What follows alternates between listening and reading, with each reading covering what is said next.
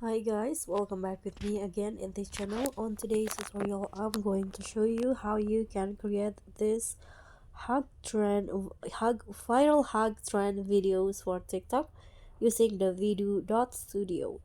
So it's pretty easy. You can just open your browser and go to the video.studio, and here enable the desktop side. So click on the three dots icon and click on this check icon on the desktop side.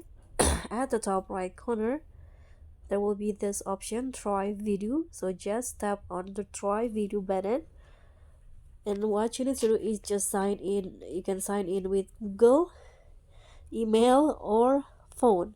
So let's try. I'm going to just sign in with my Google account, and next just click on the three lines icon at the top, click on the create video, and in here, you'll be asked to drag an image or select the image from your gallery.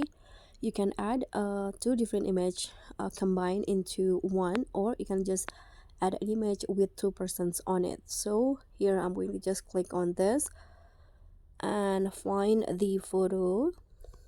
For example, I'm going to use this photos right here, a photo of two persons.